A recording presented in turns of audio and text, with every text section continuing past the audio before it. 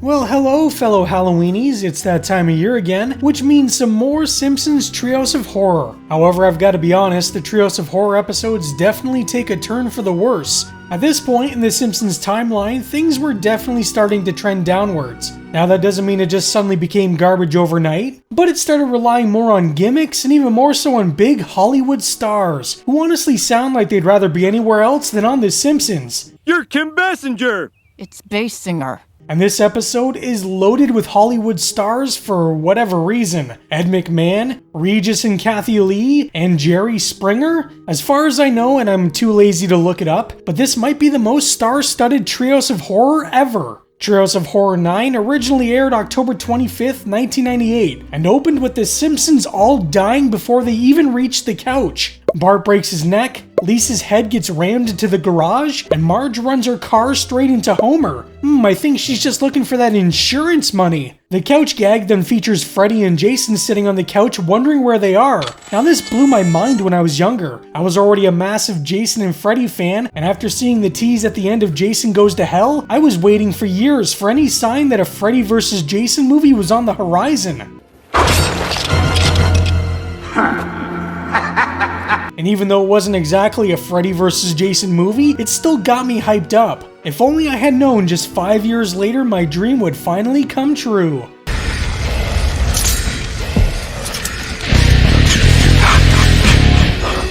Robert Englund also returned to voice Freddy in this brief gag, but it sounds so different from how Freddy usually sounds that it wasn't until years later that I found this out. I don't get it. They should be here by now.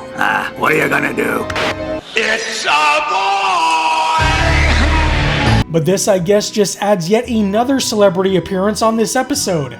The first segment, Hell Toupee, is, well, literally about an evil toupee. Yes, a hairpiece comes to life and starts offing people. The original title of the episode was going to be called A High Price to Pay. However, when Hell Toupee was mentioned, they loved it and went with that instead. However, the episode is literally a spoof of an Amazing Stories episode called Hell Toupee. How they were able to use the same name while spoofing the same story without anyone saying anything is beyond me. The segment begins with Snake smoking in the Quickie Mart, while Moe buys a very questionable cereal. Hey, Pooh, you got a breakfast cereal for people with syphilis? Chief Wiggum then arrests Snake, but what I love is how smoking is what sends him to the electric chair, not setting an orphanage on fire or blowing up a bus full of nuns. Snake then vows to get revenge on everyone who witnessed his crime, including Bart Simpson, who just happened to be hiding behind an arcade cabinet. Snake is then brought on the show World's Deadliest Executions, hosted by our first guest celebrity appearance, Ed McMahon. And you might think this is something that couldn't possibly happen in real life, but with the way things are headed these days, I don't have too much faith anymore.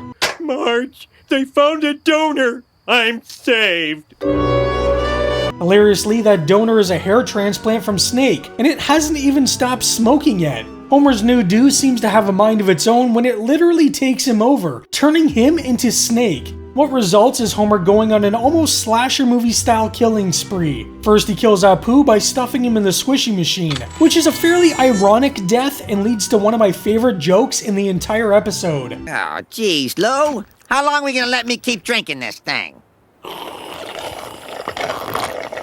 The second death is Moe, which is less ironic and more slasher movie inspired with a corkscrew in the heart. Moe's death was supposed to be much more graphic, but those pesky censors once again got in the way and forced the Simpsons producers to tone it down. It still is a pretty nasty death for a cartoon though, and sadly had to happen just as Moe got his syphilis curing cereal. The final sequence has Homer attempting to kill Bart, which isn't really anything we haven't seen before, considering all the time Sideshow Bob has tried to kill him.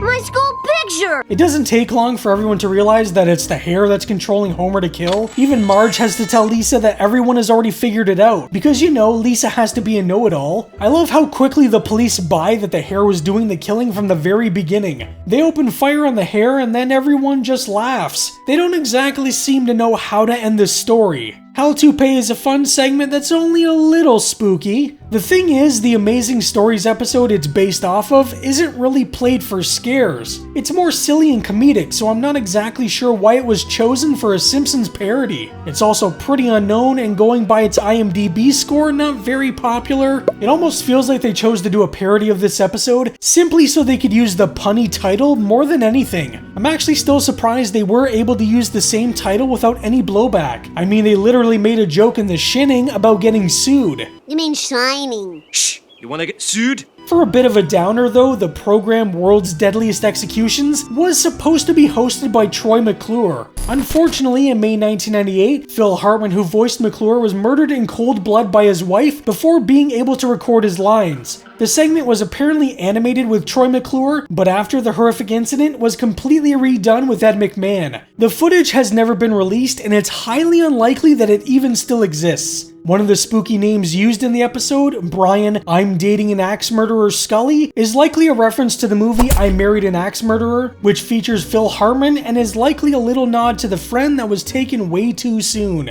With that bit of depressing trivia out of the way, the next segment is the Terror of Tiny Toon, which is a play on Tiny Toon Adventures and a movie called The Terror of Tiny Town. The segment has Bart and Lisa staying home for Halloween instead of going out trick-or-treating, which I just cannot understand. If I could go trick-or-treating right now, I absolutely would. To make things worse, Marge takes the batteries to the remote because she doesn't want her kids watching any horrible Halloween cartoons like Itchy and Scratchy. But I love how she openly takes a swipe at the millions of parents who allowed their kids to watch this very episode.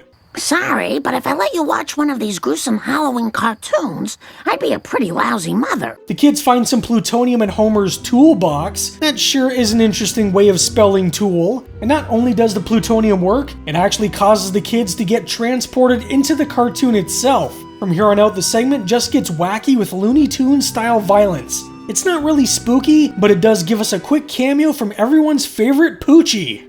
Hey, wiggity wiggity, Poochie's in the house!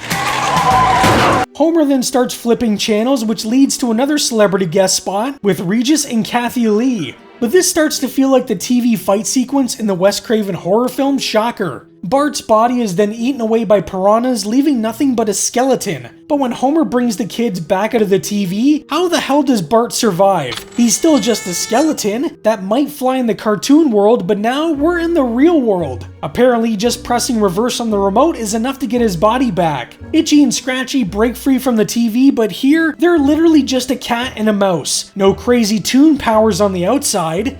That means you'll have to be neutered.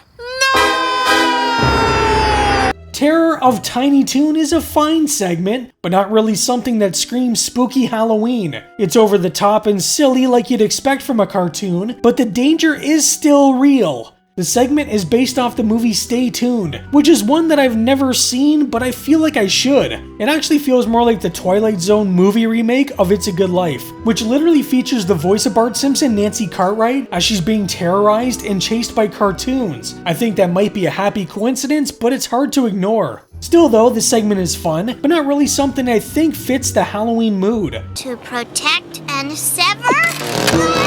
The final segment, Starship Poopers, would be a fun title if the segment had anything to do with Starship Troopers, but no, instead it's just a story about how Maggie is actually the child of Kang and not Homer. I mean, human babies generally don't have massive fangs or tentacles for legs. He went, oh, look, Marge! Maggie lost her baby legs! Marge and Homer take Maggie to see Dr. Hibbert, and his only advice is fire. I'd expect that sort of advice from Dr. Nick, not Dr. Hibbert. Maggie then sends a signal to her real father, Kang, who seems pretty surprised by the whole thing. Holy flirking schnit! I have used this phrase so many times in my life, and nobody ever knows what the hell I'm talking about. Kang and Kodos arrive at the Simpsons house, and Homer seems to take the fact Maggie isn't his daughter a lot easier than most. How could you? Was he better than me? I find it funny that he's more concerned with Kang being a better lover than the fact his daughter might not be his. Marge then explains how this intergalactic pregnancy came to be, including her abduction, which is hilariously done with a rope. There's sort of a running gag throughout The Simpsons where the aliens use different methods of abducting people, but I like how it progressively gets more low-tech with each abduction. From tractor beam, then giant claw, then just a rope. Marge is then given a few options where she'll be forcibly impregnated against her will, which is kinda disturbing. Insemination complete. Really? That seemed awfully quick. What are you implying? Nothing. Like lots of one-night stands, Marge gets kicked to the curb. However, in a surprising twist, the father actually came back to the child. That's not usually how these things work. Seeing as how both parties want Maggie, they decide to settle things in the only way people ever should, appearing on Jerry Springer. This whole portion of the segment plays out exactly how you'd expect. There's nothing here that really hasn't been done before. Though I do like how Jerry Springer's entire audience gets vaporized, and then he's immediately suffocated to death by Kang. But it's not really spooky, and I don't really find it funny either. It's okay, but easily one of the worst segments the show has had so far. It's unfortunate too, because I like Kang and Kodos, but their last two appearances have been fairly forgettable, at least from a spooky Halloween sort of perspective, and including something like Jerry Springer only dates the episode and doesn't make it feel as timeless as some of the earlier entries. Jerry Springer didn't solve our conflict. And now he's dead. As a whole, I think the episode is fine. Toupee is definitely the most Halloween-y, with Snake's evil hair turning Homer into a psychotic murderer. The Terror of Tiny Toon is a creative entry, but is a little too cartoony and I don't think fits the Treehouse of Horror mood. The final segment, Starship Poopers, is by far the worst and not really something I enjoy. There might be a couple funny bits, but it's not enough to save it, and I don't like the tired Jerry Springer bit at the end. But those are my thoughts. What does the trusty Hallow-meter think? Oh, a 2 on the Hallow-meter. Not bad considering what we're working with, and likely saved by the spookiness of the first segment. Overall though, I honestly usually stop before I get to this one, because the quality just sorta takes a nosedive. I miss the days where they actually tried to be scary, or actually tried to make something that fit the Halloween vibe. It's not bad, it's just lackluster. I know this one is fairly highly favored, so I'm curious to see what you monsters and maidens think about it. Let me know in the comments below. Also, if you'd like to support the channel, you can do so through channel memberships, like these ghoulishly generous folks down below. You don't have to, but it would be greatly appreciated. Anyways, that's all for today. I hope you're having a great Spooktember, and stay spooky! It's the biggest Simpsons Halloween ever. You'll never harm another person with secondhand smoke. All new, part of a full hour, Sunday, October 25th.